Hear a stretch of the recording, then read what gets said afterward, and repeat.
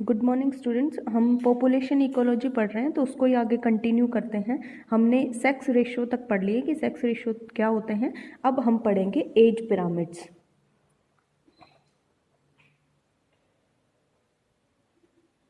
As pyramids. अब age pyramids पढ़ने से पहले सबसे हम पढ़ेंगे कि एज डिस्ट्रीब्यूशन क्या होता है।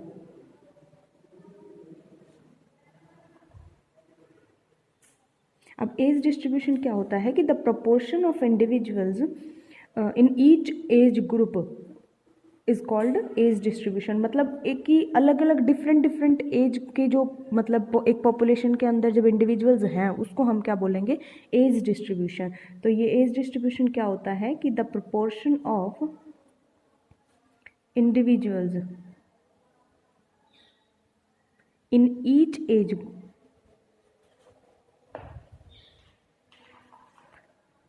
Group is called age distribution.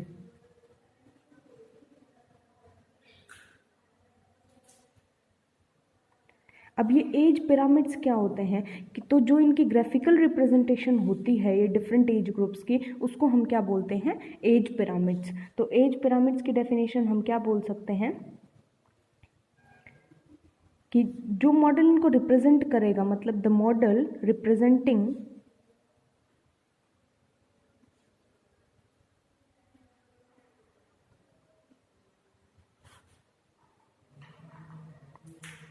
graphically the proportion of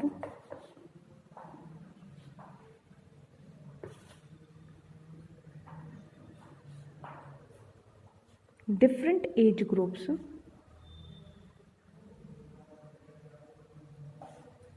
in the population। और ये पॉपुलेशन किसकी होगी, ऑफ एन ऑर्गेनिज्म। तो एज डिस्ट्रीब्यूशन तो क्या हुआ कि वहाँ पे जो डिफरेंट एज ग्रुप्स के जो इंडिविजुअल्स प्रेजेंट हैं उनको तो क्या बोला, एज डिस्ट्रीब्यूशन। और एज पिरामिड्स की जो मॉडल रिप्रेजेंट करेगा उसको हम क्या बोलेंगे, एज पिरामिड्स। अब हमारे पास ये पिरामिड्स कितने टाइप के होते हैं, 3 टाइप्स के होते हैं। इसमें सबसे पहले हमारा आता है large, second moderate and third is small. अब लार्ज कैसा होगा हमारा, लार्ज की शेप इस तरह की होती है। अब मॉडरेट की शेप हमारी कैसी होगी, ट्रायंगल। और स्मॉल की शेप कैसी होगी, इस तरह की। अब ये किसको रिप्रेजेंट कर रहा है, ये एज पिरामिड्स हैं। जो सबसे पहले कौन सा है, लार्ज, सेकंड कौन सा है हमारा, मॉडरेट, और थर्ड स्मॉल। इनके अंदर क्या है, number of young individuals in a population represent कर रहे हैं हम। उसके बाद हमारा एज पिरामिड्स के बाद हमारे आते हैं कि एज रेशियो। अब एज रेशियो हम किसको बोलते हैं कि रिप्रोडक्टिव पीरियड के बेसिस पे हमारे 3 टाइप के हैं। रिप्रोडक्टिव पीरियड के बेसिस पे हमारे 3 टाइप्स के एज रेशियो हैं। उनको वो कौन कौन से हैं हमारे, अब इसमें टर्म आती हैं हमारी। सबसे पहले क्या होंगे, कौन कौन से ग्रुप होंगे, सबसे पहले pre reproductive group. Pre reproductive group में कौन से इंडिविजुअल्स होंगे, बिलो 18 ईयर्स ऑफ एज, जिनकी 18 साल से कम उम्र है, बिलो 18 ईयर्स, वो किसके अंदर होंगे, प्री रिप्रोडक्टिव के अंदर। अब रिप्रोडक्टिव के अंदर कौन से आएंगे, इंडिविजुअल्स जो कि 20 से 40 साल की, मतलब 20 to 40 ईयर्स जिनकी एज है, वो किसके अंदर आएंगे, रिप्रोडक्टिव के अंदर आएंगे। अब उसके बाद आता है पोस्ट रिप्रोडक्टिव। अब पोस्ट रिप्रोडक्टिव कौन से होंगे, जिनकी एज कितनी होगी, 40 to 70 ईयर्स। तो ये डिफरेंस किस में हो गया कि प्री रिप्रोडक्टिव कौन से होंगे, जो 18 ईयर्स की एज से बिलो होंगे, रिप्रोडक्टिव जो 20 to 40 ईयर्स, और पोस्ट रिप्रोडक्टिव जो 40 to 70 ईयर्स। अब अगर हम इनका मतलब वो देखेंगे, एज स्ट्रक्चर देखेंगे, तो हमारी 3 टाइप की पॉपुलेशन बनेगी। सबसे पहले कौन सी बनेगी, एक्सपेंडिंग पॉपुलेशन। दूसरी एक हमारी बनेगी स्टेबल पॉपुलेशन, और एक हमारी बनेगी डिक्लाइनिंग पॉपुलेशन।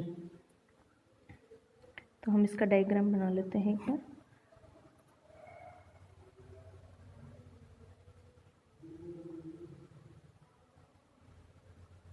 तरह से।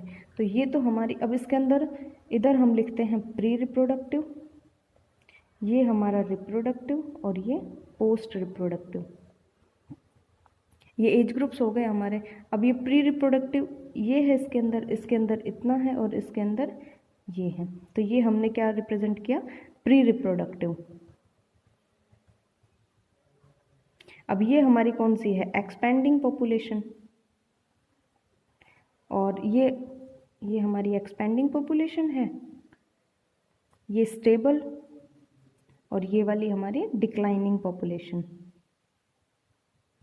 अब ये इसके बाद ये क्या है, इसके अंदर रिप्रोडक्टिव, और इसके अंदर ये रिप्रोडक्टिव, और इसके अंदर ये वाला रिप्रोडक्टिव, और ऊपर का क्या बच गया हमारा, पोस्ट रिप्रोडक्टिव। तो इसको भी हम अलग मार्क कर लेते हैं। तो अब एक्सपेंडिंग के अंदर क्या होता है कि इसमें सबसे पहले प्री रिप्रोडक्टिव क्या है, सबसे ज़्यादा है। उसके बाद जब वो उनका जब वो आपस में मेटिंग कर क्या कर रहे हैं, रिप्रोडक्शन हो रही है, तो कुछ नंबर कम होगा उनका, और पोस्ट रिप्रोडक्टिव में और कम हो जाएगा। तो हमारी जब यंग पॉपुलेशन अगर ज़्यादा है तो हमारी पॉपुलेशन कैसी है, एक्सपैंड कर रही है।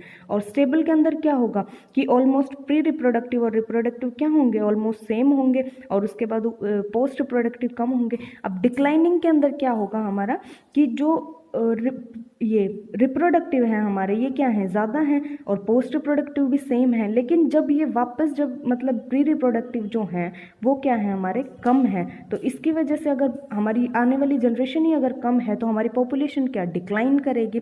तो इसलिए ये क्या होगा, ये एक्सपेंडिंग पॉपुलेशन हो गई, ये स्टेबल पॉपुलेशन, और ये डिक्लाइनिंग पॉपुलेशन। अब इसके बाद आते हैं हमारे जो एनवायरमेंटल फैक्टर्स पॉपुलेशन को इफेक्ट करते हैं। तो environmental factors affecting population.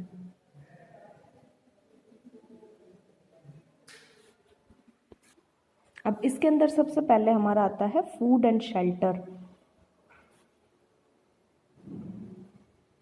Food and shelter, अब ये फूड और शेल्टर जो पॉपुलेशन साइज है, ये इनकी वजह से जब वहाँ पे अगर फूड और शेल्टर अभी अवेलेबल है तो पॉपुलेशन क्या होगी, हमारा पॉपुलेशन साइज बढ़ता रहेगा।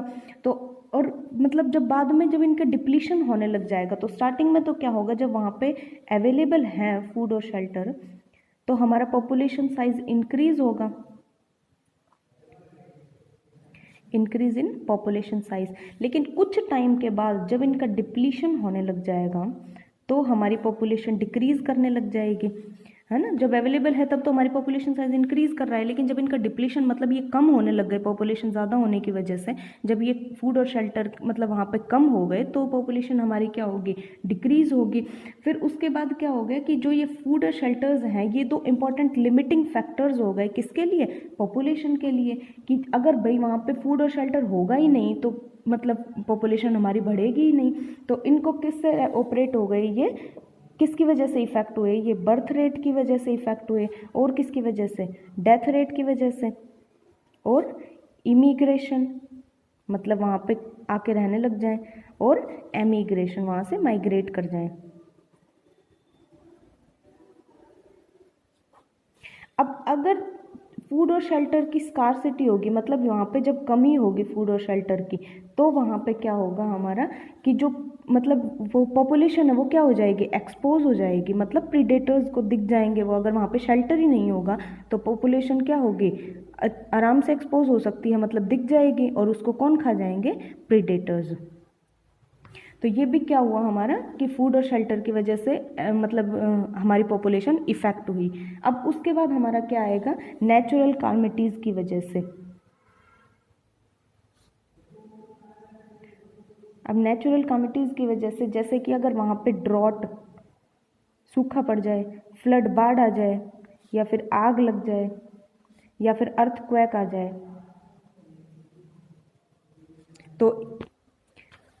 तो इनकी वजह से क्या होगा, ड्रॉट, फ्लड, फायर और अर्थक्वेक, इनकी वजह से क्या होगा, हमारी पॉपुलेशन में डिक्रीज हो जाएगा, पॉपुलेशन डिक्रीज होगी, कुछ तो इनकी वजह से मर जाएगी, या फिर इनकी वजह से क्या होगा, हमारे फूड और शेल्टर कम हो जाएंगे तो उसकी वजह से भी हमारी पॉपुलेशन डिक्रीज हो जाएगी। अब उसके बाद क्या आता है हमारा abiotic environmental factors. Abiotic environmental factors. अब एबायोटिक एनवायरमेंटल फैक्टर्स हमारे क्या होते हैं कि जैसे कि duration and intensity of sunlight, duration and intensity of sunlight, या फिर रेनफॉल। तो ये किसको इफेक्ट करेंगे, इनकी वजह से भी हमारी पॉपुलेशन इफेक्ट होगी, ठीक है ना। या फिर कोल्ड आने की वजह से क्या होता है, कुछ पॉपुलेशन हिबरनेशन होता है, मतलब वो स्किप उस विंटर सीजन को स्किप करने के लिए क्या करते हैं, वो मतलब स्लीप करते हैं, गो टू स्लीप। और उसके बाद और क्या कर लेंगे, वो माइग्रेशन कर लेंगे। तो इसकी वजह से भी हमारी पॉपुलेशन इफेक्ट हुई। तो एबायोटिक एनवायरमेंटल फैक्टर्स ने भी इफेक्ट किया, नेचुरल कैलामिटीज़ ने भी, और फूड और शेल्टर की वजह से भी हमारी पॉपुलेशन इफेक्ट हुई। अब इसके बाद हमारे पास एक मतलब टर्म आती है जिसको हम बोलें कि मतलब मोनोस्पेसिफिक एंड पॉलीस्पेसिफिक। अब उससे पहले है कि हमारे जो इंडिविजुअल ऑर्गेनिजम्स हैं, अब इंडिविजुअल ऑर्गेनिजम्स हमारे क्या हैं, अल्टीमेट कॉन्स्टिट्यूएंट्स है, मतलब एक सिंगल कॉन्स्टिट्यूएंट है किसके, पॉपुलेशन के। कौन है, सब कौन बनाएगा एक पॉपुलेशन को, हर एक इंडिविजुअल बनाएगा। अब मोनोस्पेसिफिक में क्या होंगी कि जो सेम स्पीशीज के होंगे, मतलब इसके अंदर ये कैसी पॉपुलेशन होगी जिसके अंदर की सेम मतलब सिंगल स्पीशीज होगी, ओनली वन स्पीशीज होगी। और पॉलीस्पेसिफिक के अंदर क्या होता है हमारी, मतलब वहाँ पे individuals, it is the population of individuals of more than one species. इसके अंदर क्या होगा, मोर देन वन स्पीशीज। अब उसके बाद आती है क्रूड डेंसिटी। क्रूड डेंसिटी क्या होती है, it is the density of number और biomass per unit total space. मतलब कि एक स्पेस के अंदर, एक पर्टिकुलर एक स्पेस के अंदर कितने वहाँ पे नंबर और कितना बायोमास प्रेजेंट है, वो क्या होती है वहाँ की क्रूड डेंसिटी। उसके बाद आती है इकोलॉजिकल डेंसिटी। अब इकोलॉजी डेंसिटी क्या होती है कि इट इज द डेंसिटी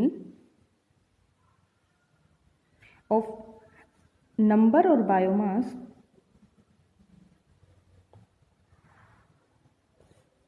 पर यूनिट ऑफ हैबिटेट स्पेस।